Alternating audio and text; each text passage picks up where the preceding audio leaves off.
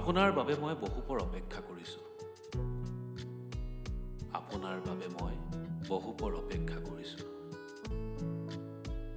ইজাকৰ পাছত সিজাক হাঁহি এই বাটেৰে পাৰ হৈ গৈ আছে।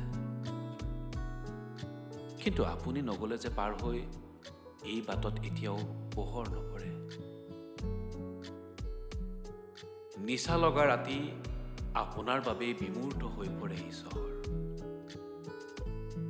আপুনি আজিও এই বাটেৰে পাৰ হৈ নগ'ল, যি বাটত মই আপোনালৈ অপেক্ষা কৰিলোঁ।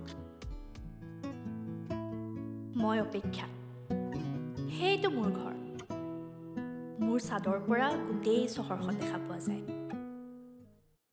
মোক কিন্তু কেতিয়াও দেখা পোৱা নাযায়। মই ছাদৰ পৰা চাই থাকোঁ চহৰৰ পুৰণি গলিবোৰ।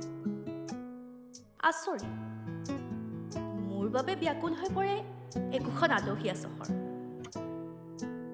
মই তেওঁকো সামৰি থওঁ মোৰ কাষত।